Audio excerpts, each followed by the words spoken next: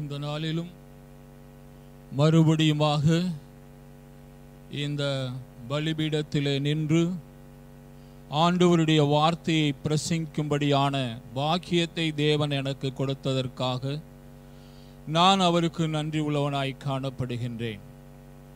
ஒவ்வொரு முறையும் நான் இங்கு நிற்கும்போது ஒரு பயத்தோடும் நடுக்கத்தோடும் என்னை நானே வெறுமையாக்கி தான் வந்து நிற்கின்றேன். ஆண்டவரே, நீங்க தான் பேசணும். நான் ஏதோ கொஞ்சம் தயார் பண்ணி வச்சுட்டு வந்திருக்கிறேன், நீங்க தான் பேசணும் அப்படின்னு சொல்லி ஒவ்வொரு முறையும் ஆண்டவருடைய சமூகத்தில் தாழ்த்துக்கிறேன். பாஸ்டர் கூட கேட்டாங்க, தாழ்மைனா என்னன்னு. பிரசங்க பீடத்தில் பிரசங்கியாருக்கு தாழ்மை வந்தாதான் தேவன் கிருபை கொடுப்பார். பிரசங்கிக்கிறதுக்கு கிருபை கொடுப்பார். எல்லாம் பேசின இடம் தானே, இவ்வளோ நாளாக பிரசங்கம் பண்ணிட்டு இருக்கேமேன்னு ஒரு தைரியத்தில் வந்து நின்னா ஆண்டவருடைய கிருபை கிடைக்காது. ஆகவேதான் இந்த நாளிலும் அந்த பயத்தோடும் நடுக்கத்தோடும் தேவ சமூகத்தில் வந்து நிற்கின்றேன். நீங்களும் பிரசங்கத்தை கேட்பதற்கு உங்களுடைய இருதயமும் செவியும் ஆயத்தமாய் இருக்கும் என்கிற நிச்சயத்தோடு வந்து நிற்கிறேன். ஹல்லேலூயா, ஹல்லேலூயா. இந்த செய்தி ஆண்டவர் கடந்த ஒரு மாதமாக என்னுடைய மனதிலே போட்டு கொண்டு வந்த செய்தி. இதில் என்னுடைய சொந்த அனுபவமும் இதில் கடந்து வரும். இந்த செய்தியினுடைய தலைப்பு சோதனைகள். சோதனைகள் என்கிற ஒரு தலைப்பு. சோதனை என்று சொன்னாலே ஒரு பயம் நமக்கு இயல்பாகவே ஏற்படுவது உண்டு. ஆனால் நம்முடைய வாழ்க்கையிலே தேவன் சில சோதனைகளை கடந்து வரும்படியாக வைத்திருக்கின்றார். அவைகளெல்லாம் நம்முடைய ஆவிக்குரிய ஆசீர்வாதத்திற்கு ஏதுவாக தான் இருக்கிறது. சோதனைகள் என்று சொல்லும் போது இரண்டு வகையான சோதனைகள் இருக்கிறது. ஒன்று பிசாசு கொண்டு வருகிற சோதனை. மத்தேயு 4:1 சாத்தான் கொண்டு வருகிற சோதனை. அது டெம்ப்டேஷன் என்று ஆங்கில வேதாகமத்திலே போடப்பட்டிருக்கிறது. ஆனால் தேவன் கொண்டு வருகிற சோதனை ஆதியாகமம் 22 ஆபிரகாமை தேவன் சோதித்தார். அங்க டெஸ்டட் என்று சொல்லி போடப்பட்டிருக்கு. ரெண்டு பேருமே சோதிக்கிறார்கள். நான் இன்னைக்கு சாத்தானை குறித்து அவனுடைய சோதனைகளை குறித்து நான் பேசும்படியாக வரவில்லை.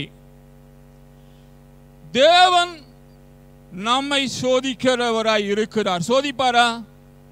தேவன் நம்மை சோதிப்பாரா?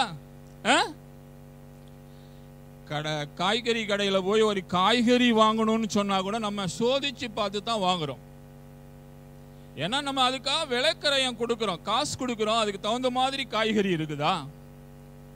வெண்டிக்கானா என்ன செய்யணுமா? ஒடிச்சு பார்த்து வாங்கணுமா? தேங்காவை சுண்டி பார்த்து வாங்கணுமா? சுரைக்காவை கிள்ளி பார்த்து வாங்கணுமா? கத்திரிக்காய் வாங்கணும்னு எனக்கு ஒருத்தர் சொல்லி கொடுத்தது எனக்கு இன்னொன்று ஞாபகத்தில் இருக்கு. அதை நான் கடைபிடிக்கிறேன். கத்திரிக்காய் வாங்கணும்னா அந்த மேலே இருக்கிற பூ மாதிரி இருக்கிறது எந்த அளவுக்கு கீழே இறங்கி வந்திருக்கோ அந்த அளவுக்கு பிஞ்சி கத்திரிக்காய். இந்த பூ மாதிரி இருக்கிறது மேலே ஏறிக்கிட்டே போச்சுன்னா முத்துன கத்திரிக்காய். அதை நான் இன்னைக்கும் கடைபிடிக்கிறேன். ஒரு கத்திரிக்காய் வாங்கினா கூட சோதிச்சு வாங்குறோம். ஒரு வெண்டிக்காய் வாங்கினா சோதிச்சு வாங்குறோம். ஏன்னா நம்முடைய பணம் வேஸ்ட் ஆயிடக்கூடாதுன்னு. அதே போலதான் தேவன் தன்னுடைய விலையேறப்பட்ட இரத்தத்தை சிந்தி நமக்காக விலைக்கிரயம் கொடுத்து நம்மை சொந்த ஜனங்களாக மீட்டு கொண்டிருக்கிறார். நாம் எந்த அளவுக்கு அந்த தேவனுக்கு பாத்திரவான்களாய் நடந்து கொள்கிறோம் என்பதை அவர் சோதித்து பார்க்கக்கூடியவராய் இருக்கிறார். சங்கீதம் 11வது சங்கீதம் 4-5 வசனங்களை எல்லாம் நீங்கள் வாசிப்பீர்களேனால் தேவன் சோதிக்கிறார். யாரை சோதிக்கிறார்? எல்லாரையும் சோதிக்க மாட்டார். வழியில போறான் வர்றவனையெல்லாம் தேவன் சோதிக்க மாட்டாரு. யாரை சோதிக்கிறாரு? நீதிமானை சோதிக்கிறார். நீதிமானை தேவன் என்ன செய்கிறாராம்? சோதித்தருகிற. உங்களுக்கு சோதனை வருதா? ஆண்டவர் என்னை நீதிமானா நினைச்சிருக்கிறாரியா? ஆண்டவர் என்னை ஒரு நீதிமானா நினைச்சுதான் எனக்கு இந்த சோதனையை அனுமதிச்சிருக்கிறாரு. நான் இந்த சோதனையில ஜெயிக்கணும். ஹல்லேலூயா. அவருடைய இமைகள் என்ன செய்தாம்? சோதித்து அறிகிறது. நம்மை அப்படியே சோதிச்சு பார்க்குது. சோதனை வேணுமா வேண்டாமா? வேணுமா? பரவாயில்ல, தைரியசாலி தான் நீங்க. நான் சோதனையை பார்த்து பயந்தேன், நீங்களாம் தைரியசாலி தான். யாக்கோபு 1:12 என்ன சொல்லுகிறது? சோதனையை சகிக்கிற மனிதன் பாக்கியவான், அவன் உத்தமன் என்று விளங்கின பின்பு ஜீவ கிரீடத்தை. யாருக்கெல்லாம் ஜீவ கிரீடம் தரிப்பிக்கப்படணும்? பிதாவுடைய சமூகத்தில் ஆண்டவராய் இயேசு கிறிஸ்துவினுடைய கரத்தினால் ஒரு ஜீவ கிரீடம் தரிப்பிக்கப்பட வேண்டும் என்றால், உங்களுடைய வாழ்க்கையிலும் என்னுடைய வாழ்க்கையிலும் சில சோதனைகளை கடந்து போக வேண்டியதாய் இருக்கிறது. சோதனையை சகிக்கிற மனிதன் பாக்கியவான். அது ஒரு வாடாத ஜீவ கிரீடத்தை. உலகத்தில் எத்தனையோ பேர் கிரீடம் வாங்குறாங்க, ஆனா அந்த கிரீடம்லாம் வாடி போகக்கூடிய கிரீடங்கள். ஒலிம்பிக்ல கொடுக்கக்கூடிய கிரீடம் கூட வாடி போகக்கூடிய கிரீடங்கள் தான். ஆனால் வாடாத ஜீவ கிரீடம். ஆனா ஒரு சோதனை இருக்குது. ஆண்டவர் சோதிச்சு பார்க்கிறாரு. என்னுடைய வாழ்க்கையில நடந்த சம்பவங்களை நான் சொல்றேன். ஒரு நாள் நான் ரட்சிக்கப்பட்ட புதிதில் ஒரு நாள் ஒரு சொப்பனம். அந்த சொப்பனத்தில் ஒரு பெரிய ஃபேக்டரி மாதிரி இருக்குது. அதுக்குள்ள நான் போகணும். போனா கதவுகள் எல்லாம் அடப்பட்டிருக்கு. வரிசையா இருக்கிற எல்லா கதவும் அடப்பட்டிருக்குது. என்னடா கதவெல்லாம் அடப்பட்டிருக்கே அப்படின்னு சொல்லிட்டு நான் அப்படி திரும்பி வரும்போது, அந்த முதல் கதவு இடத்திலே நான் வரும்போது ஒரு மனிதன் என்னை, அந்த மனிதன் இருக்கிறான். அவன்கிட்ட சொல்றேன், இந்த இதுக்குள்ள நான் போக வேண்டும், கதவுகள் எல்லாம் அடைக்கப்பட்டிருக்கிறது அப்படின்னு சொன்னோடனே அவன் சொன்னான், இதுக்குள்ள நீ போகணுமா, போக விரும்புறாயா, கொஞ்சம் உட்காருன்னு சொல்லி ஒரு சேர் எடுத்து போட்டு என்னை உட்கார வைத்தான். உட்கார வைத்தவுடன் ஒரு பெரிய ஊசி, ஆடு மாடுகளுக்கெல்லாம் குத்துற மாதிரி ஒரு பெரிய ஊசியை கொண்டு வந்து என் கையில குத்துறான். எனக்கு பயமா இருக்குது. ஐயோ இது வேண்டாங்கிறேன். இதை குத்துனாதான் நீ என்ன செய்ய முடியும், உள்ள போக முடியும்னு சொல்லிட்டு ஒரு ஊசி மட்டுமல்ல, அடுத்தடுத்து 2 ஊசி, மொத்தம் 3 ஊசியை எனக்கு போட்டு கதவை திறந்து விட்டு போ என்று சொல்லிவிட்டான். காலையில நான் உட்கார்ந்து அந்த சொப்பனத்தை குறித்து தியானம் பண்ணிட்டு இருந்தேன். என்ன அது 3 ஊசி எதுக்கு போடணும், 3 ஊசினா என்ன? அப்ப ஆவியானவர் எனக்கு சொன்னாரு, 3 ஊசி 3 சோதனை, 3 சோதனைகளை நீ கடந்து போக வேண்டும். உனக்கு ஒரு வல்லமையான ஊழியத்தை வச்சிருக்கிறேன். அந்த ஊழியத்துக்குள்ளே நீ பிரவேசிக்க வேண்டுமானால் 3 சோதனையை கடந்து போகணும்னு சொல்றாரு. அது என்ன சோதனையா இருக்கும் அப்படின்னு நான் யோசித்துக் கொண்டிருக்கும் பொழுது என்னுடைய கையில ஒரு டெலகிராம் வந்து கிடைக்கிறது. என்னுடைய தம்பியை ஆஸ்பத்திரியில் அட்மிட் பண்ணிருக்குதுன்னு சொல்லி ஒரு டெலகிராம் என் கையில வந்து கிடைக்குது. அந்த டெலகிராம் எடுத்துக்கிட்டு அந்த ஆஸ்பத்திரிக்கு போனா தம்பி படுத்த படுக்கையாக இருக்கிறார். அவரோடு கிட்டத்தட்ட ஒரு 15 நாள் அவருக்காக நான் உட்காந்து பக்கத்திலேயே பெட்ல உட்காந்து ஜோம் பண்ணி கடைசியில வீட்டுக்கு வந்து என்னுடைய ஆவிக்குரிய நண்பர்கள் எல்லாம் கூட்டி அவனுக்காக அன்னைக்கு ஒரு பிரேயர் மீட்டிங் வச்சு அந்த பிரேயர் மீட்டிங்ல அவன் ஞானஸ்தானத்துக்கு ஒப்பு கொடுத்தான். அந்த சந்தோஷத்துல தம்பியும் ஞானஸ்தானத்துக்கு ஒப்பு கொடுத்தாச்சு அப்படின்னு சந்தோஷத்துல நான் இன்னொரு பிரேயர் மீட்டிங் போயிட்டேன். பின்னாடியாக ஒரு செய்தி வருது, தம்பி மரித்து போய்விட்டான் என்று சொல்லி. நான் வந்த உடனே தம்பியோடைய மரித்த சரீரத்தை கூட நான் பார்க்கவில்லை. ரூம்ல போய் அழுதேன். ஏன் ஏன் ஏன் ஏன் ஏன் ஏன் ஒரு கேள்வி வந்து கொண்டே இருந்தது. தம்பியை அடக்கம் பண்ணியாச்சு. நான் உயிரோடு கல்லறைக்குள்ளே போன மாதிரி என்னை சுற்றி ஒரு கார் இருள். என்னால் ஜெபிக்க முடியல, பைபிள் வாசிக்க முடியல, சாப்பிட முடியல, தூங்க முடியல. 3 நாள் ஒரு கார் இருள்.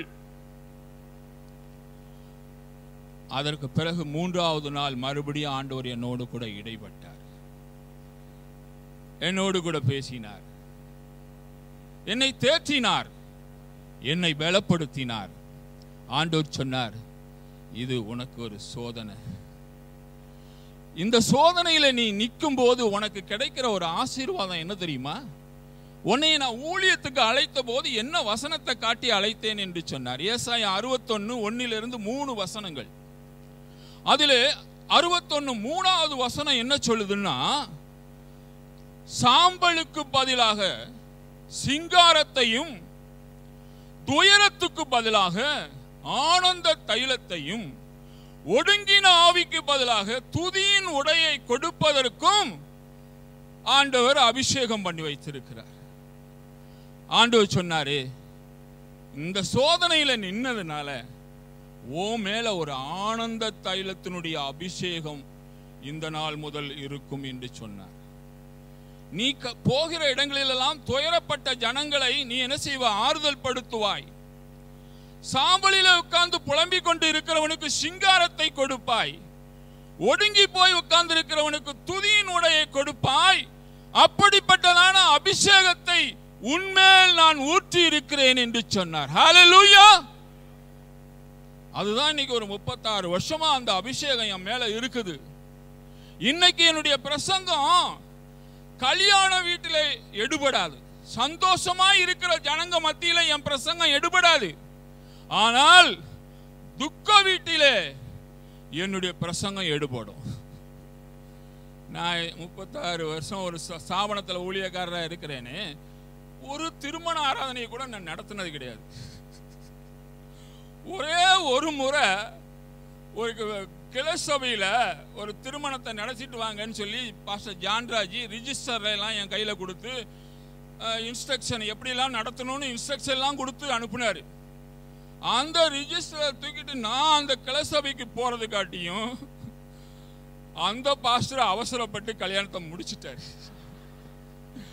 அதுலயும் எனக்கு கல்யாணத்தை நடக்கிற ஒரு சான்ஸ் கிடைக்கல. ஏன்னா என் மேல அந்த அபிஷேகம் இல்ல. என் மேல எனக்கு கொடுத்த அபிஷேகம் என்ன அபிஷேகம்னா, அடக்க ஆராதனை நடத்துற அபிஷேகம். கிட்டத்தட்ட 100கணக்கான அடக்க ஆராதனை நடத்தி இருக்கிறேன். கடந்த முறை ஜான்ராஜ் பாஸ்டர் இங்க வந்தப்ப அவங்க அம்மா அங்க இறந்துட்டாங்க. அந்த அடக்க ஆராதனை நான் தான் நடத்தினேன். அந்த இடத்துல நான் செய்தி கொடுக்கும் போது ஒரு ஆனந்த தைலத்தினுடைய அபிஷேகம் இறங்கி வருது. ஹல்லேலூயா! அநேகரை ஆறுதல் படுத்துகிறது. ஒடுங்கின ஆவிக்கு பதிலாக துதியின் உடையை கொடுக்கிறது. ஆகவே நான் கடந்து வந்த சோதனை எனக்கு தேவைதானா, தேவையில்லையா? ஏன்னு ஆண்டவர்கிட்ட போய் கேள்வி கேட்கக்கூடாது. ஆனா அந்த சோதனையில தான் எனக்கு தேவன் அப்படிப்பட்ட ஒரு அபிஷேகத்தை வைத்திருந்தார். ஹல்லேலூயா! இன்னைக்கு எல்லாருக்கும் என்னன்னா, கிராஸ் வேணாம் ஆனா கிரவுன் வேணுங்கிறாங்க. கிராஸ் எனக்கு வேண்டாம், கிரவுன் மட்டும் வேணும். ஆனா வேதம் என்ன சொல்லுது? Without cross no crown.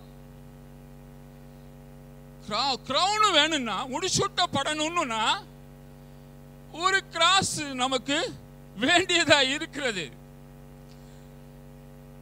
சிங்காசனம் வேணும்னா ஒரு சிலுவை வேண்டியதா இருக்கிறது. இயேசு கிறிஸ்து தன்னுடைய சீசர்களிடத்துல பேசிக்கிட்டே இருக்கும்போது ஒரு நாள் சும்மா அவருடைய பாடு மரணங்களை பத்தி பேச ஆரம்பிச்சாரு. மத்தேயு 16வது அதிகாரம் 20லேருந்து 24 வசனம் வரைக்கும் பார்த்தீங்கன்னா ஒரு பாடு மரணம்.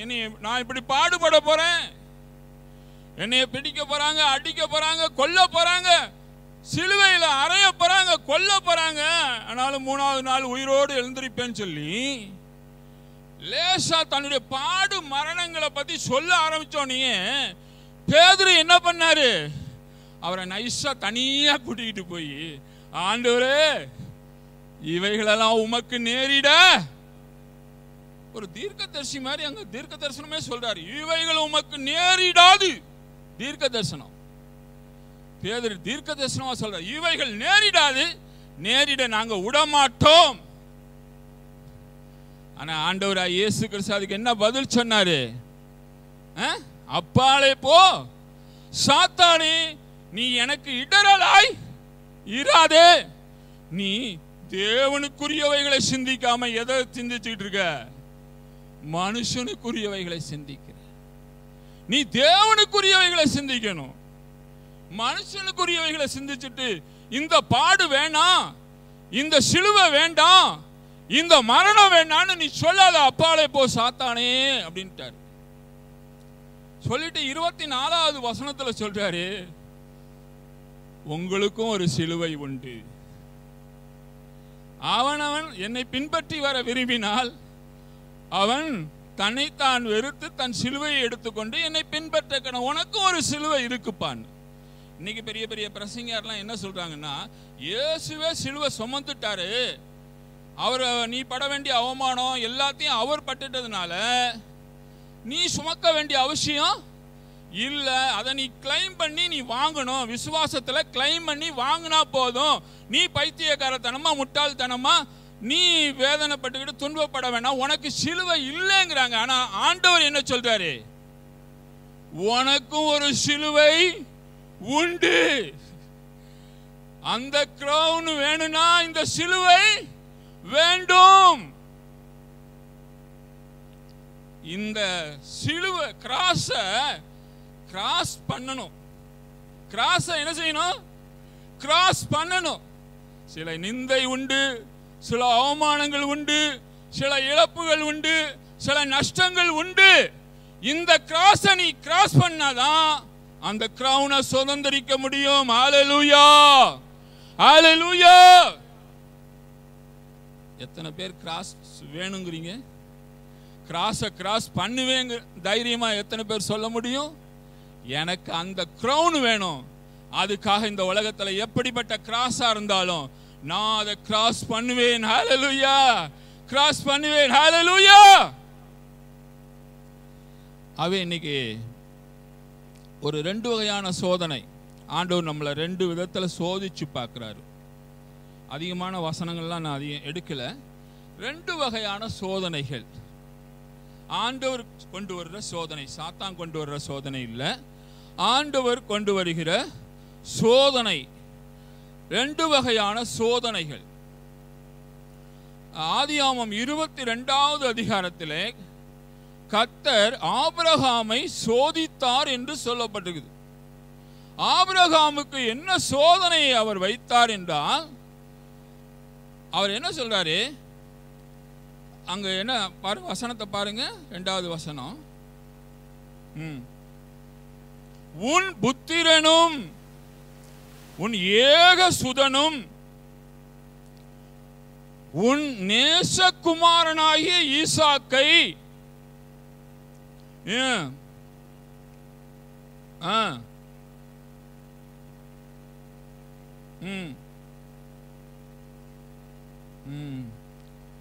இந்த ஈசாக்கு யாரு? ஈசாக்கை அவன் எப்படி பெற்றுக்கொண்டான்? கிட்டத்தட்ட 25 வருஷம் காத்திருந்து தேவனுடைய வாக்குத்தத்தத்திற்காக 25 வருஷம் காத்திருந்து பெற்ற ஒரு மகன். அவர் சும்மாவும் சொல்ல மாட்டேங்கிறாரு.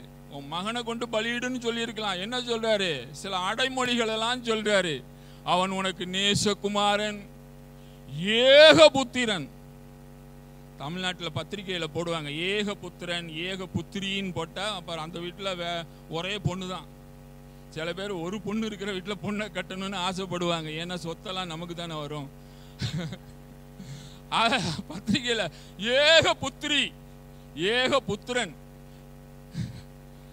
இங்க என்ன சொல்றாரு?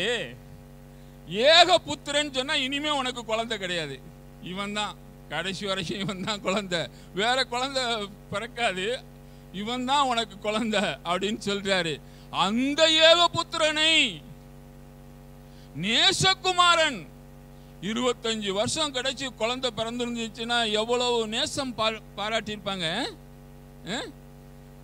நம்ம இல்லையே நம்ம பிள்ளைங்களை இந்த அளவுக்கு நேசம் பாராட்டிக்கிட்டு இருக்கோம். அவன் 25 வருஷம் காத்திருந்து 100 வயசுல பெத்த பிள்ளை மேல எவ்வளவு நேசத்தையும் பாசத்தையும் அவன் வச்சிருப்பான். அதனாலதான் சொல்றாரு, உன் நேசகுமாரன் ஏக புத்திரன். என்ன செய்ய பர்த்டே கொண்டாடன்னு சொன்னார? எல்லாரையும் ஊரையை கூட்டி சபையை கூட்டி பர்த்டே கொண்டாடுப்பான்னு சொன்னார? அப்படின்னா நல்லா சந்தோஷமா செஞ்சிருப்பாரு. மோரியா மலையில போய் அவனை சர்வாங்க தகனம் பலி கொடுன்னாரு. எங்க வீட்டுக்காரங்க, எங்க வீட்டு ஆட்கள்லாம் என்ன கார்ல வரும்போது சொன்னாங்க, யாரையும் பாதிக்கிற மாதிரி பிரசங்கம் பண்ணிடாதீங்கப்பா, ஆசீர்வாதமான பிரசங்கத்தையே பண்ணுங்க, யாரையும் பாதிச்சிட வேண்டான்னு. எனக்கு இந்த வசனம் இடிக்குது. இந்த காரியத்தை சொன்னோன்னு ஆபிரகாமுடைய உள்ளத்துல ஒரு பாதிப்பு வந்திருக்குமா வந்திருக்காதா? பாதிக்கு வந்திருக்குமா வந்திருக்காதா? இன்னைக்கு அதைத்தான் உங்களையும் தொட போறாரு. ஒரு பாதிப்பு உங்களுக்கும் ஒரு பாதிப்பை வைக்க போறாரு. பயந்துடாதீங்க. அத பாருங்க, வச்சாரு. இவனை கொண்டு போய் பலியிடு. ஏன்னா இன்னைக்கு சில பேருக்கு என்னென்ன ஆயிடுதுன்னா, ஆசீர்வாதம் வேணும் வேணும் வேணும்னு ஜோம் பண்றாங்க, விழுந்து விழுந்து ஜோம் பண்றாங்க. ஆசீர்வாதம் கிடைச்சோடனே ஆசீர்வாதத்தை கொடுத்தவரை மறந்துடுறாங்க. ஆசீர்வாதத்தை பிடிச்சுக்கிறாங்க, ஆசீர்வாதத்தை கொடுத்தவரை. எங்க சர்ச்சில் 14 வருஷம் ஒரு பெண்ணுக்கு குழந்தை இல்லை. கடைசியில் போய் ஒரு பொண்ணை அடாப்டடா எடுத்து கூட்டு வந்தாங்க. அடுத்த நாள் அந்த சொந்தக்காரங்களாம் சண்டை போட்டு அடாப்டடா கொண்டு வந்த பிள்ளையும் பிடுங்கிட்டு போயிட்டாங்க. அவள் அழுதுகிட்டு இருக்கா, எனக்கும் பிள்ளை இல்லை, எடுத்து வளர்ப்போம்னு சொல்லி ஒரு பிள்ளையை கொண்டு வந்தா அதையும் பிடுங்கிட்டு போயிட்டாங்களே, அழுதுகிட்டு இருக்கா. அப்போ நாங்கள்லாம் போய் சொல்லி ஜோம் பண்ணி, நல்ல தேவன் நல்லதுதான், உனக்கே ஒரு குழந்தைய ஏன் கொடுக்க முடியாது, கொடுப்பாரு, நம்பு, ஜோம் பண்ணுன்னு சொன்னேன். ஜோம் பண்ணா அந்த மாசமே அவளுக்கு ஒரு குழந்தை உண்டானது. குழந்தை பிறந்தோன்னே அவளை சர்ச்சில் காணும். என்னன்னா, குழந்தை கொஞ்சம் பெரிய பிள்ளை ஆனான்னு வர்றேன் பாஸ்டர், குழந்தைய வச்சுக்கிட்டு சர்ச்சில் உட்காந்துருக்க கஷ்டமா இருக்குது, பெரிய பிள்ளையா வரணும். பெரிய பிள்ளையா போனானையும் காணும். என்னடாண்ணா, பக்கத்தில் உள்ள பைபிள் எல்லாம் பிடிச்சி இழுக்குது, அவங்கள தொந்தரவு பண்ணுது, இது பண்ணுது, கொஞ்சம் வளரட்டும் பாஸ்டர்னா கம்ப்ளீட்டா காணவே காணும். இதான் ஆசீர்வாதத்தை பிடிச்சுக்கிட்டு ஆசீர்வாதத்தை கொடுத்தவரை என்ன செஞ்சிடறாங்க, விட்டுறாங்க. ஆனா ஆண்டவர் பார்க்கிறாரு, இவ்வளவு நாளைக்கு பிறகு கொடுத்த குழந்தைய பிடிச்சுக்கிட்டு இருக்கானா, என்னைய பிடிச்சுக்கிட்டு இருக்காங்க. எனக்கு முதலிடம் கொடுப்பானா, குழந்தைக்கு முதலிடம் கொடுப்பானா? ஆண்டவர் இன்னைக்கு உங்கள்கிட்டையும் என்னட்டையும் எதிர்பார்க்கிற ஒரு அன்பு முதல் அன்பு. மூன்றாவது அன்பு, நாலாவது அன்பல்ல, முதல் அன்பை அவர் எதிர்பார்க்கிறார். அதனாலதான் உபாகமம் 13வது அதிகாரம் 3வது வசனத்தில் அவர் என்ன சொல்றாரு?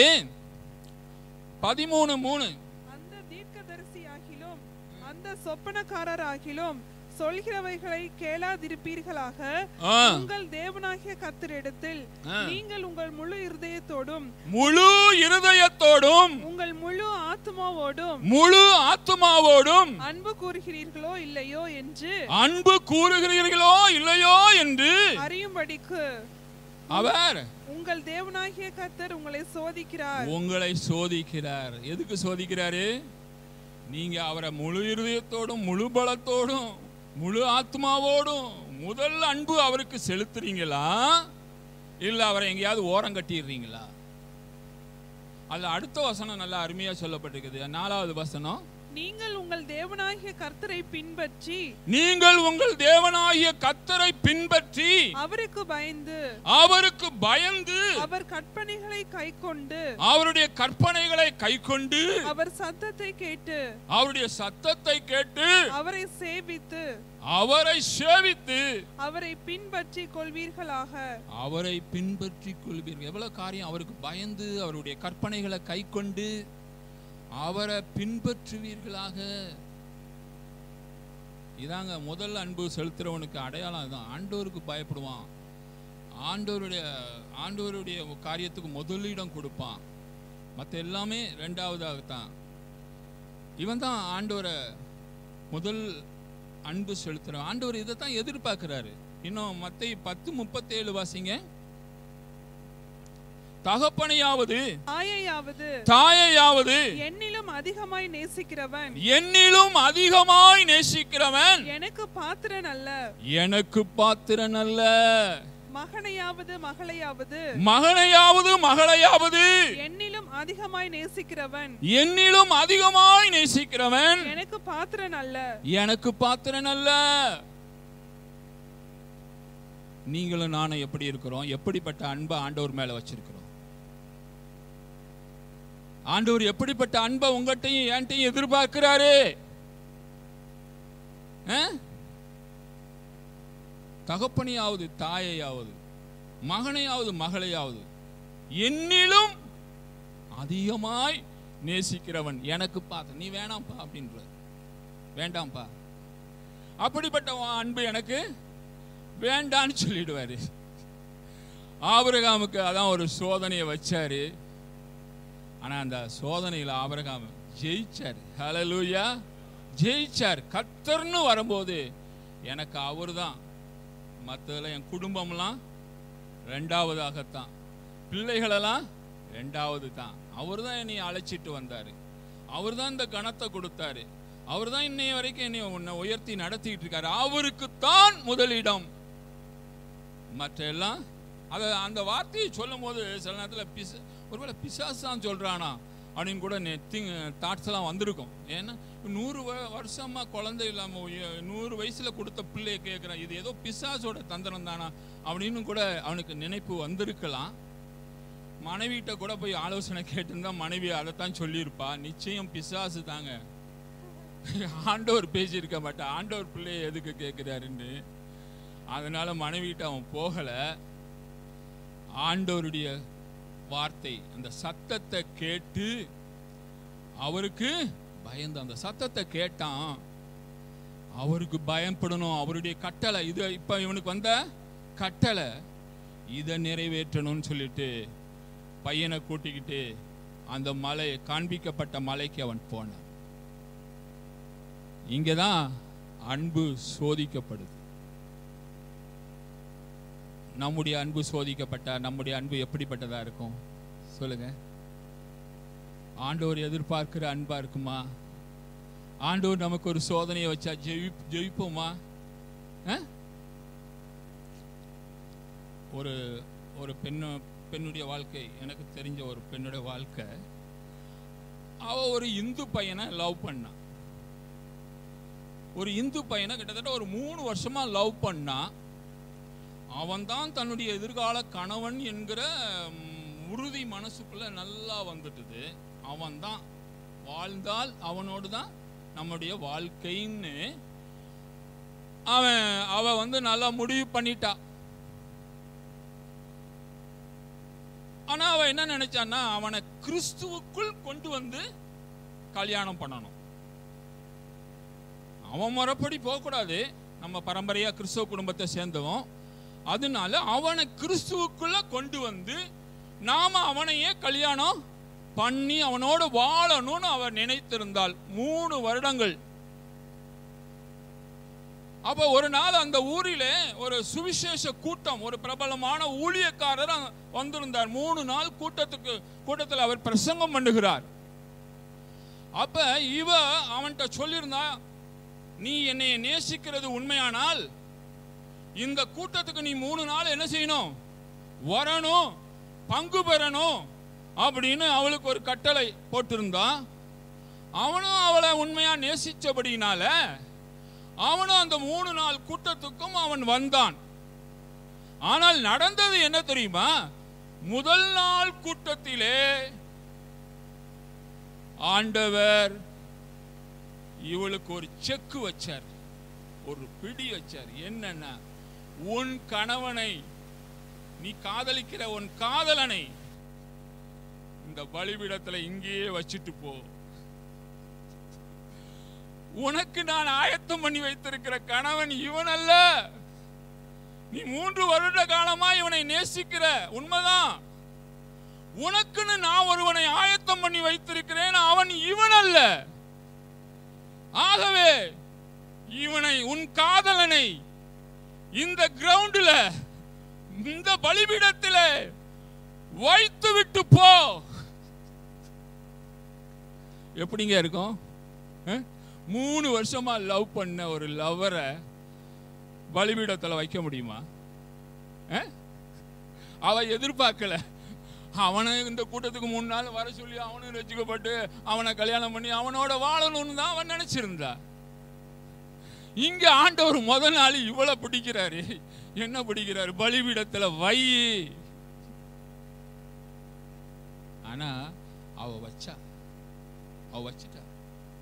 ஆண்டவர், உமக்கு சித்தம் இல்லைன்னா நான் என்னுடைய லவரை இந்த கிரவுண்ட்ல, இந்த பலிபீடத்துல உங்களுக்காக நான் வச்சிடுறேன். உங்களை விட்டு, உங்க சித்தத்தை விட்டு எனக்கு வேற ஒரு உறவு வேண்டாம் என்று சொல்லி அவ வச்சிட்டா. இவன் அவளுக்காக போயிட்டு இருக்கான், கூட்டத்துக்கு போயிட்டு இருக்கான். 2வது நாள் ஆண்டவர் இவனை பிடிச்சாரு. இவனோடு இடைப்பட ஆரம்பிச்சார். இவன் அழுது ஒப்பு கொடுத்தான். 3வது நாள் கம்ப்ளீட்டா ஒப்பு கொடுத்துட்டான். ஆனா வழக்கப்படி அவளை சந்திக்க போனான். 4வது நாள் அவ சொல்லிட்டா, உன்னைய நான் பலிபீடத்தில் வச்சுட்டேன், இனிமே என்னைய பார்க்க வராத, என் கூட பேசணுங்கிற எண்ணமும் உனக்கு வேண்டாம், நான் வச்சதுதான் அப்படின்னு. நீ ஒழுங்கா ஏதாவது ஒரு ஆவிக்குரிய சபைக்கு போ. நீ இயேசுவை விட்டுறாத, என்னை விட்டுடு, அவரை மட்டும் விட்டுடாத. நல்ல ஆலோசனை கொடுத்து அனுப்புனான். அவனும் அந்த ஆலோசனையின் கேட்டு அவன் ஒரு ஆவிக்குரிய சபைக்கு போனான். இன்னைக்கு அவன் ஒரு சபையில ஊழியக்காரனா இருக்கிறான். ஹல்லேலூயா. அவளுக்கு ஒரு நல்ல ஹஸ்பண்ட், அன்பான ஹஸ்பண்ட் கிடைச்சு அவன் நல்லா குடும்பம் நடத்திக்கிட்டு இருக்கா. 2 பேருடைய வாழ்க்கையும் நான் பார்த்துட்டு தான் உங்ககிட்ட பிரசங்கம் பண்றேன். யாருன்னு கேட்டுறாதீங்க. அப்ப அந்த கிரவுண்டில் ஆண்டவர் சொன்னது அவ உள்ளத்தை பாதிச்சிருக்குமா, பாதிச்சிருக்காதா? 3 வருஷமா இவன் தான் நம்முடைய கணவன், எதிர்கால கணவன் கற்பனை பண்ணி வாழ்ந்து அதை உருவாக்கி ஒரு பெரிய உருவமே கொடுத்து அந்த சிலையை அதை எடுத்து போடு, பலிபீடத்துல போடு அப்படின்னு சொன்ன போது அவ அன்னைக்கு போட்டா. இன்னைக்கு உங்ககிட்ட ஏதாவது ஒன்னை எடுத்து எனக்காக போடு, பலிபீடத்துல வையின்னு சொன்னா வைப்பீங்களா? வாலிபர்கள் மூலமா தான் இந்த ஆஸ்திரேலியாவுக்கு எழுப்புதல் வரப்போதான். தமிழ்நாட்டில் இந்த 60 ஊழியக்காரங்க ஜெபம் பண்ணதுல ஆஸ்திரேலியாவில் எழுப்புதல் வாலிபர்கள் மூலமா, ஒருவேளை பெத்தேல்ல இருக்கிற வாலிபர்கள் மூலமா கூட வரலாம். ஆனா ஆண்டவருக்கா நீ எதையும் பலிபீடத்துல வைக்கிறதுக்கு நீ ஆயத்தமா இருக்கணும். அவருக்கு தான் உன் இருதயத்துல முதல் அன்பு. ஹல்லேலூயா. என்னை காட்டில ஒரு தகப்பனையாவது, தாயாவது, மகனையாவது, மகளையாவது, காதலனையாவது நேசிக்கிறவன் எனக்கு பாத்திரவான் இல்லை. அங்கதான் உங்க அன்பை சோதிக்கிறாரு. ஆபிரகாம் ஜெயிச்சாரு, நீங்களும் ஜெயிக்க வேண்டும் என்பதற்காகத்தான் ஆவியானவர் இந்த செய்தியை உங்க மத்தியில கொடுத்து கொண்டு. எது ஆண்டவர் வைக்க சொல்றாரு? உங்க தனிப்பட்ட வாழ்க்கை அது உங்களுக்கு தான் தெரியும். எதை வைக்க சொல்றாரோ தைரியமா ஆண்டவருக்காக நீங்க அதை வைங்க. அதை விட மேலான ஒன்றை உங்களுக்கு கொடுப்பார். ஹல்லேலூயா. மேலான ஒரு ஆசீர்வாதத்தை கொடுப்பார். ஹல்லேலூயா. இன்னைக்கு அந்த 2 பேருமே நல்லா இருக்கிறத நான் பார்க்கிறேன். நல்லா இருக்காங்க. அதே போல நீங்க இன்னைக்கு எதை பலிபீடத்தில் வைக்க சொல்றாரோ தைரியமா வைங்க. மகனை அப்படியே கிடத்தின ஒரே மகன் தான், நேச குமாரன் தான், ஏக புத்திரன் தான். இது ஆண்டவர் கொடுத்தது. அவர் கேட்கிறாரு, அவருக்காக நான் அதை கொடுத்துறேன்னு சொல்லிட்டு பலிபீடத்தில் வச்சு கத்தியை ஓங்கி வெட்டும் போது தான் ஆண்டவர் அதை தடை பண்றாரு. அப்ப ஆபிரகாமுக்கு வைத்த அந்த அன்பின் சோதனையில ஜெயிச்சாரு. இன்னைக்கு உங்களுக்கும் எனக்கும் கூட அப்படிப்பட்ட சோதனைகள் உண்டு. அதுல நாம ஜெயிக்கணும். அந்த கிராஸை நாம கிராஸ் பண்ணணும். கிரீடத்தை சுதந்திரித்துக் கொள்ளணும். ஹல்லேலூயா. அடுத்ததாக ஒரு சோதனை என்னன்னா, நாம் ஆண்டவர் மேல வச்சிருக்கிற விசுவாசத்தை அவர் சோதிச்சு பார்க்கிறார். நாம் ஆண்டவர் மேல எந்த அளவுக்கு எப்படிப்பட்ட விசுவாசத்தை வச்சிருக்கிறோம் அதை சோதிச்சு பார்க்கிறார். என்னுடைய வாழ்க்கையை நீங்க எடுத்துக்கிட்டீங்கன்னா கூட, ரட்சிக்கப்படுறதுக்கு முன்னாடி பாரம்பரியமா சபைக்கு போகும்போது ஒரு ரவுண்டான அமௌண்ட்டை தான் நான் காணிக்கப்படும். என்னுடைய தாயார் ஒரு பொருத்தனை பண்ணினதுனால எனக்கு மட்டும் காணிக்க ஒரு ரவுண்டு அமௌண்ட்டாக தான் இருக்கும். அந்த ரவுண்டு அமௌண்ட்டுக்கு குறைஞ்சி நான் காணிக்க போட மாட்டேன். ஆனால் ரட்சிக்கப்பட்ட அடுத்த வாரம் சர்ச்சுக்கு போகிறேன், காணிக்க போட என்கிட்ட காசு இல்லை. காணிக்க பைய வருது, என் பையில காசு இல்லை. ஒரு 4 வருஷம் ஆண்டவர் வனாந்தரத்தில் நடத்தினார். 4 வருஷம் ஒரு வனாந்தரம். அதுக்கு முன்னாடி நான் இருந்த ஸ்தாபனத்தில் எனக்கு வீடு உண்டு, சம்பளம் உண்டு, எல்லா அலவன்ஸும் உண்டு. ஆனால் ஆண்டவர் அதை விட்டு வெளியே வாப்பாண்டாரு. வனாந்தரத்தில் கிராமங்களில் அலைஞ்சி திரிஞ்சு ஊழியம் செய்கிறேன். எனக்கு சைக்கிள் கூட கிடையாது, வாடகை சைக்கிள். அந்த வாடகையை எப்படி கட்டணும்னு சொன்னால், ஒரு லுத்தரன் பாஸ்டருடைய ஒய்ஃபு கொஞ்சம் ரசிக்கப்பட்ட அம்மா அது சொல்லிச்சு, நிறைய எங்கிட்ட காஸ்பல் புக்கெல்லாம் நிறைய இருக்குது, அதை கொண்டு போய் நாங்கள் எப்படி டிஸ்ட்ரிபியூட் பண்ணுவோம், நீங்கள் கொண்டு போய் கொடுத்து அந்த காஸ்பல் புக்கை கொடுத்தாங்க. அதை விற்று தான் அன்றைக்கி சைக்கிள் வாடகையை கட்டணும். ஒரு டீ குடிக்கணும்னால அந்த காசில் தான் டீ குடிக்கணும், வீட்டில் போய் கேட்க முடியாது. அப்படி ஒரு 4 வருடம் வனாந்தரத்தில் தேவன் என்னை நடத்தினார். அன்னைக்கு எதை எனக்கு கற்றுக் கொடுத்தார் தெரியுமா? விசுவாசத்தை கற்றுக் கொடுத்தார். அந்த விசுவாசம் தான் இன்னைக்கு எனக்கு ஊழியத்துக்கு அஸ்திபாரமாக இருக்கிறது. அந்த 4 வருட அனுபவம் தான் எனக்கு இன்னைக்கு ஊழியத்துக்கு அஸ்திபாரமாக இருக்கிறது. ஹல்லேலூயா! இன்னைக்கு நான் நேரடியாகவோ மறைமுகமாகவோ யாரிடத்துலையும் என்னுடைய தேவைகளை சொல்றது கிடையாது. என்னுடைய தேவைகளுக்காக நான் எப்போதும் யாரை பார்க்குறேன்? அவரை தான் பார்க்குறேன். நல்ல அனுபவம், பயிற்சியை தேவன் எனக்கு கொடுத்தாரு. இதே பயிற்சியை தான் இஸ்ரவேல் ஜனங்களுக்கும் தேவன் கொடுத்தாரு. ஆனால் அதில் அவங்க தோத்து போனாங்க.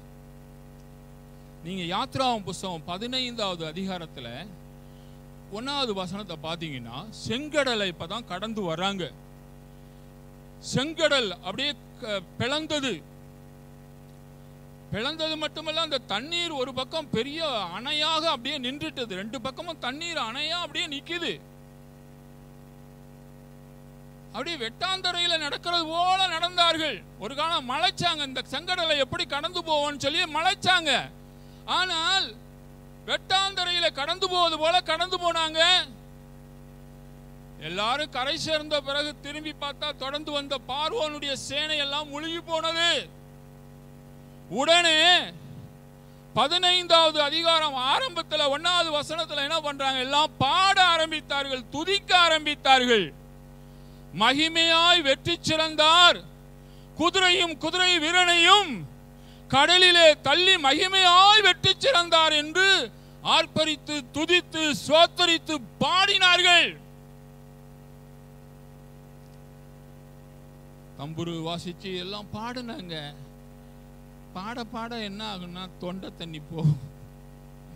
இங்கேயும் தண்ணி இருக்கான்னு பார்த்துக்கிட்டே தானே நான் பிரசங்கம் பண்றேன். பாடி துதிச்ச கலப்புல தொண்டை தண்ணி போகுது, நாவெல்லாம் வறண்டு போகுது. பார்த்தா தண்ணி இல்லை. எங்க வந்துட்டோம்? வனாந்தரத்துல வந்து நிக்கிறோம். தண்ணி இல்லை. என்னாச்சு? தண்ணி இல்லை. அதுல 11வது வசனம் அவங்க விசுவாசம் எப்படி இருந்துச்சு? ரொம்ப நல்ல வெளிப்பாடோட தான் அவங்க விசுவாசம், நல்ல வெளிப்பாடு, அதுல சந்தேகம் இல்லை தான். 11வது வசனத்துல சொல்றாங்க, தேவரே உமக்கு ஒப்பானவர் யார்? அதிசயங்களை செய்கிறதிலே உமக்கு ஒப்பானவர் யார்? ஆனா 24வது வசனத்துல என்ன ஆயிட்டது? முறுமுறுக்க. ஏன்? தண்ணி இல்ல. சரியா ஒரு நாள் தண்ணி இல்லைன்னா சமாளிச்சுக்கலாம். 2வது நாள் சரியா பெரியவங்களுக்கு தண்ணி இல்லைன்னா சமாளிச்சுக்கோ. சின்ன பிள்ளைலாம் தண்ணி தண்ணின்னு தண்ணின்னு கேட்டு அழுது என்னையா செய்யறது? சின்ன பிள்ளைகிட்ட சொல்ல முடியுமா? அதுல தண்ணி இல்லைன்னு அழுகுது. என்ன செய்யறது?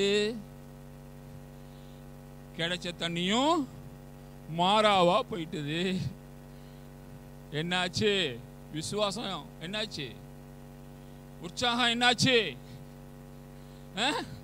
தொண்டை தண்ணி போன மாதிரி எல்லாமே போயிட்டு. இந்த நேரத்தில் ஒரு ஊழியக்காரருடைய சாட்சியை சொல்ல ஏவப்பட்டேன். அவர் கோயம்புத்தூர்ல ஒரு சபை நடத்திட்டு இருந்தார். ஒரு சின்ன சபை, ஏதோ பசி இல்லாம சாப்பிட்டுக்கலாம், ஒரு சின்ன சபை நடத்திட்டு இருந்தார்.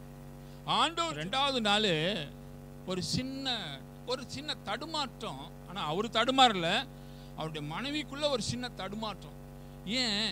நம்ம அந்த ரோட்ல போறோமே, அங்க நம்ம போகும்போதெல்லாம் நம்மளை விஷ் பண்றாரு ஒரு ஷாப்காரு, ஒரு ஸ்டோர் வச்சிருக்கிறாருல்ல, அந்த ஸ்டாப்ல அந்த ஸ்டோர்ல நம்ம பிள்ளை சாப்பிடக்கூடிய அந்த கிளாஸ்கோ பால் டின்னு இருக்குது. நான் பார்த்துருக்கேங்க. நீங்க மெதுவா போய் அவர்கிட்ட போய் கேளுங்க, ஒரு வாரத்துல பணம் கொடுத்துறேன்னு சொல்லி கேளுங்க. பிள்ளைக்கு எவ்வளவு நேரம் நம்ம தண்ணியை ஊத்தி ஊத்தி கொடுக்க முடியும்? கேளுங்க, அவர் கொடுப்பாருங்க. உங்களை பார்த்தா தான் போற நேரம்லாம் விஷ் பண்றாருல, கொடுப்பாருங்க. ஆனா கொடுப்பாரு, கேட்டா கொடுப்பாரு. ஆனா இவர் விசுவாசம் இடம் கொடுக்கல. விசுவாசம் இடம் கொடுக்கல. இந்த சென்னைக்கு போச்சொன்னது யாரு? ஆண்டவர் தான் போச்சொன்னார்.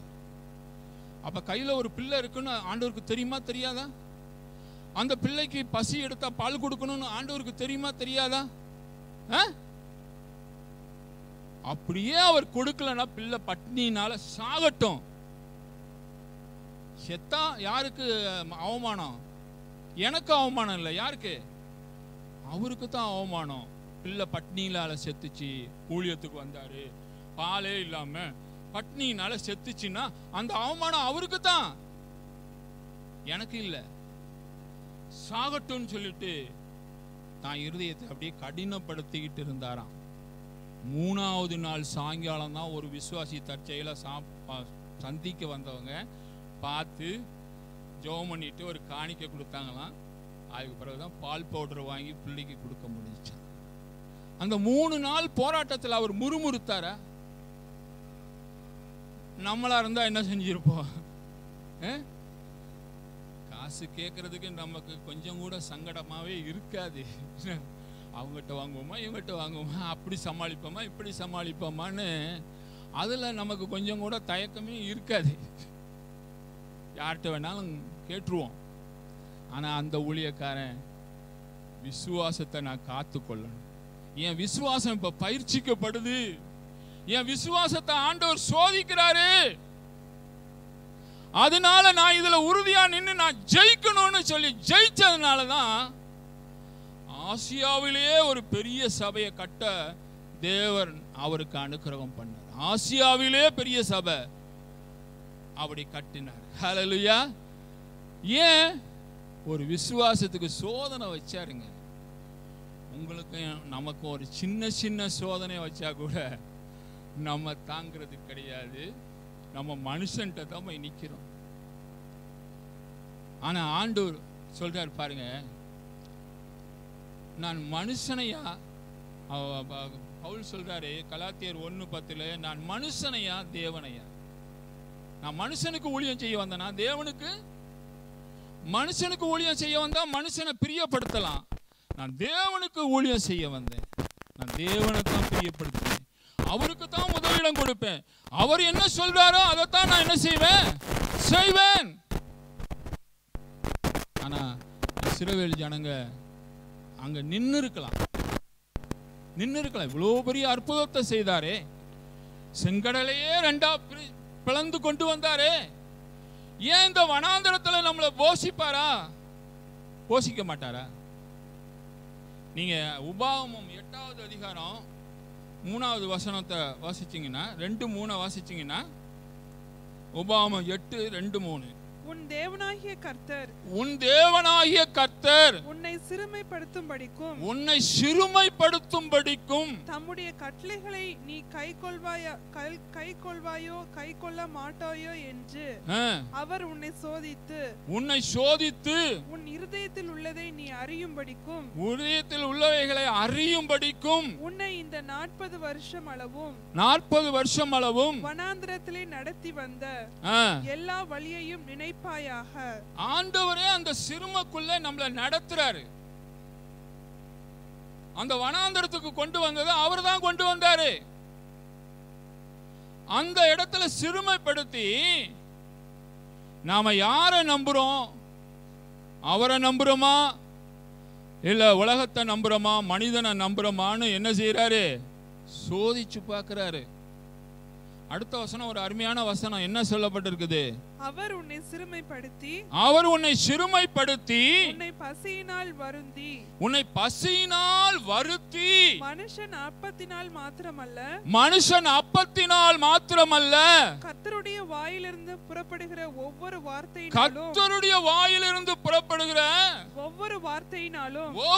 வார்த்தையினாலும் பிழைப்பான் என்பதை உனக்கு உணர்த்தும்படி.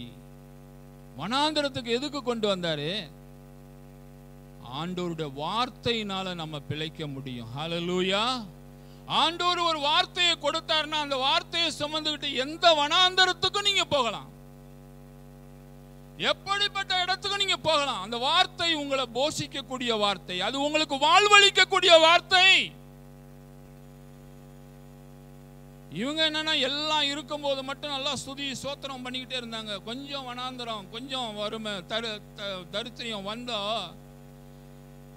ஆண்டவர் என்ன சொன்னாரு? வார்த்தையை என்ன செய்யறாங்க? விட்டுடுறாங்க. ஆண்டவர் கொஞ்சம் டெஸ்ட் பண்ணி பார்க்கிறாரு. இவன் என்ன பண்றான், அந்த நேரத்தில் எப்படி தடுமாறுறானா, என்ன பண்றான்னு சொல்லி ஆண்டவர் என்ன செய்யறாரு? பார்க்கிறாரு.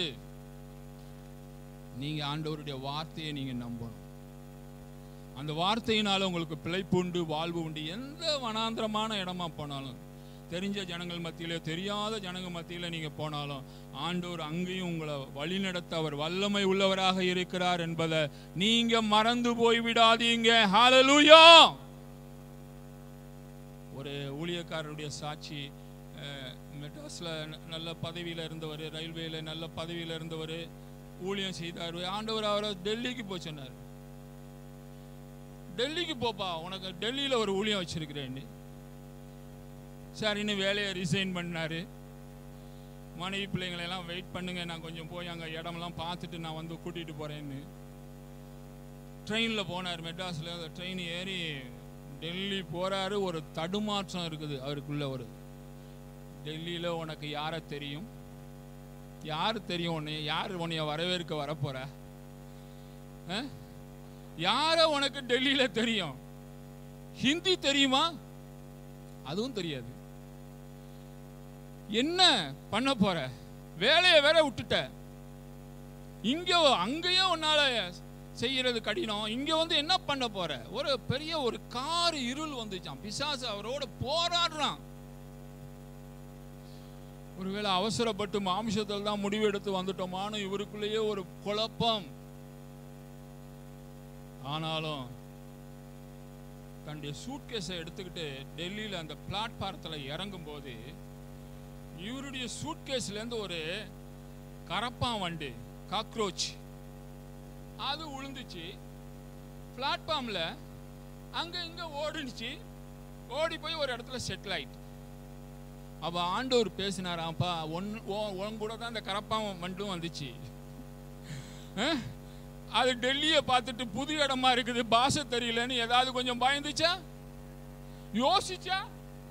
அது பார்த்துக்கு உனக்கு முன்னாடி விழுந்துச்சு, உன் கண்ணுக்கு தான் இருந்துச்சு, அங்கங்க ஓடுனுச்சு. கடைசியில் அது ஒரு இடத்துல போய் செட்டில் ஆயிட்டு. அந்த கரப்பாம்பூச்சிக்கு இருக்கிற விசுவாசமும் நம்பிக்கையும் உனக்கு இல்லையா அப்படின்னு கேட்டாராம். உடனே இவருக்குள்ள ஒரு தைரியம், அப்பால போ சாத்தானே, என்னைய நடத்திட்டு வந்தவர் அவர். இது மொழி தெரியாத இடமா இருந்தாலும் சரி, அந்நிய ஜனமா இருந்தாலும் சரி, வரவேற்கிற எவனுமே வராட்டினாலும் பரவாயில்லை, என்னைய ஆண்டவர் இந்த இடத்துக்கு ஊழியத்துக்கு போச்சுன்னா நான் தைரியமா போய் அங்க ஒரு ஸ்தாபனத்தையே உருவாக்குனார். ஹல்லேலூயா. டெல்லியில ஒரு குட் சமாரிட்டன்ங்கிற ஒரு ஸ்தாபனத்தையே உருவாக்கினார். அவனுடைய பிரான்ச் மதுரையில எல்லாம் இருக்குது. உங்களை வழி நடத்த மாட்டாரா? ஒரு தடுமாற்றம் இருக்கும்னா, ஆண்டவரே எனக்கு பலனை தாங்க, விசுவாசத்துல பலனை தாங்க, நான் உங்களை விசுவாசிக்கிறேன் ஆண்டவரே. அங்க மட்டும் தேவன் இல்லை, தூரத்துக்கு மட்டும் இல்லை, சமீபத்துக்கு மட்டும் இல்லை, தூரத்துக்கும் அவர் தேவனாக இருக்கிறார். எல்லா இடங்களிலும் நீர் இருக்கிறீர், உங்களுடைய வார்த்தை இருக்குது, நீங்க என்னைய வழி நடத்துங்கன்னு சொல்லி நீங்க தைரியமா அவருடைய கரத்தை பிடிச்சிட்டு விசுவாசத்துல அடி மேல அடி எடுத்து வைங்க. கர்த்தர் உங்களை அபரிதமாக அவர் உங்களை ஆசீர்வதித்து நடத்துவார். ஜெபம் பண்ணுவோம். பாஸ்டர் அவங்க ஜெபத்துல நடத்துவார்.